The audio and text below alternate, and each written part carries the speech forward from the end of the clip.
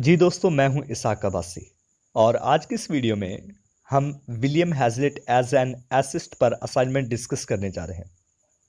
दोस्तों, ये assignment lengthy होने की वजह से मैं सिर्फ इसकी line by line Urdu translation ही करूंगा और जहां पर मुझे लगेगा कि वर्ड्स डिफ़िकल्ट हैं तो मैं इन वर्ड्स के मीनिंग आप लोगों के साथ शेयर करता जाऊंगा।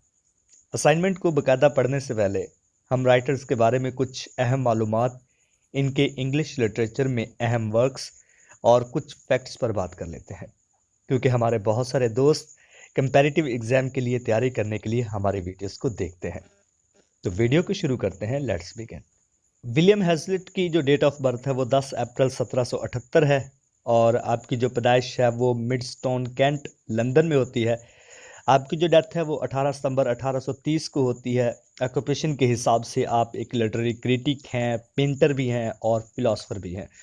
एजुकेशन जो आपने हासिल की वो न्यू कॉलेज एट हैके से हासिल की। फेमस एसेस जो हैं वो आपके इगोटिज्म है, रीजन है, इमेजिनेशन है, इसके अलावा द फियर ऑफ डेथ है। और अगर हम नोटेबल वर्क्स की बात करें तो द प्लान स्पीकर 1826 को पब्लिश हुआ। कैरेक्टर्स ऑफ शेक्सपियर्स प्लेज 1817 को पब्लिश हुआ। इसके अलावा on the difference between writing and speaking, ये भी आपका फेमस वर्क है। टेबल टॉक बहुत ज़्यादा मशहूर वर्क है, 1821 को टेबल टॉक जो है वो पब्लिश होता है। इसके अलावा the spirit of the age जो है वो 1825 को पब्लिश होता है। तो दोस्तों, अब हम असाइनमेंट का बाकायदा आगाज़ करते हैं।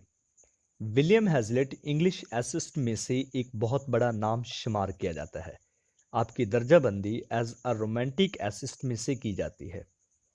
वो एक समरदार या ज़रख़ेज़ राइटर थे। दोस्तों, प्रोफेलिक का मीनिंग है ज़रख़ेज़ या कसरत से पैदा करने वाला। वो इंसानी ज़िंदगी को इसकी तमाम खसूसियत के साथ दरियाफ्त करने के लिए बेचैन था।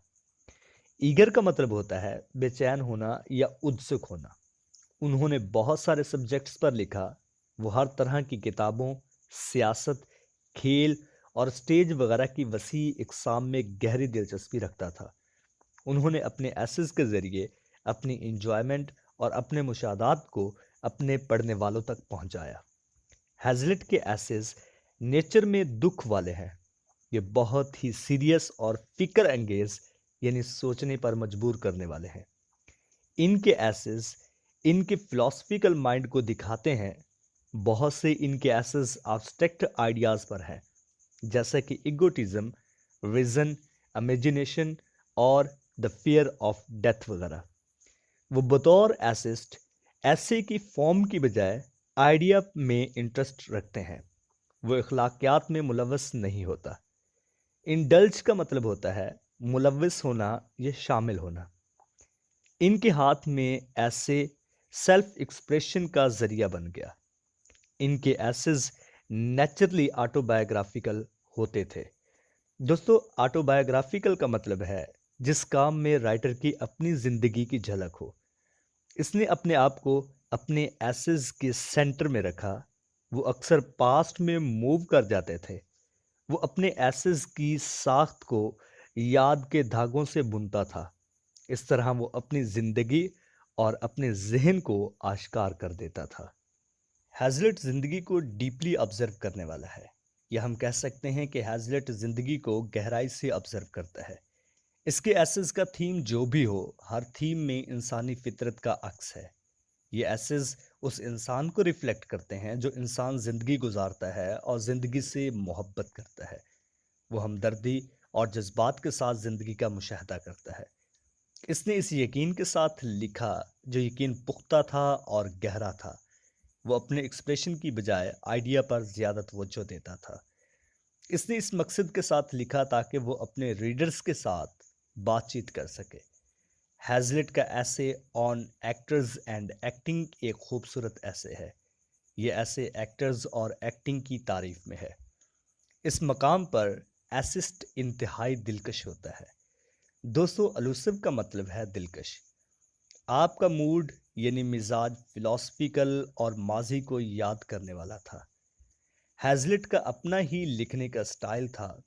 इसके स्टाइल को फीमिलर स्टाइल का खिताब दिया गया। यह स्टाइल कुदरती था, इसमें एक्सप्रेशन का दुरुस्त होना और पाकीज़ा होना शामिल है। वो पुराने, गैर मुनासिब और ज़रूरत से ज़्यादा अल्फाज इस्तेमाल नहीं करता था। दोस्तों, इस लाइन में आर्किक का मतलब है ओल्ड या पुराना, इररेलेवेंट का मतलब है वो चीज़ जो टॉपिक से हटके हो, और सुपरफ्लुअस का मतलब है फालतू या गैर ज़रूरी। अपना पॉइंट ऑफ व्यू बताने के लिए हैज़लिट फिगर ऑफ स्पीच का कसरत से इस्तेमाल करते थे। आपके एसेज साफ शफाफ वजाहत से भरे पड़े हैं। इस लाइन में विविड का मतलब है क्लियर, डिस्क्रिप्शन का मतलब है वजाहत, रेप्लेट का मतलब है भरा हुआ होना या फुल होना।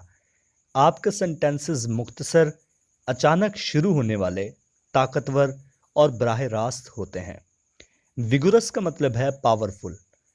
मुतजाद यानी एक आइडिया का दूसरे आइडिया के बरअक्स जुमलों को लिखने के लिए वो अक्सर मुतवाजन जुमले लिखता था। आपकी तारीफ एपिग्राम और पैराडॉक्स के इस्तेमाल पर भी की जाती है।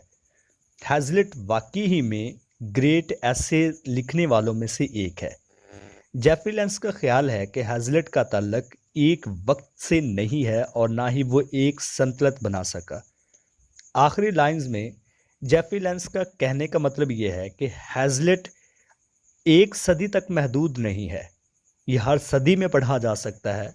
और दूसरी लाइन में यह कहा गया है कि हैज़लिट का ताल्लुक किसी मुल्क की सरहद तक नहीं, बल्कि इसे दुनिया के हर कोने में स्टडी किया जा सकता है।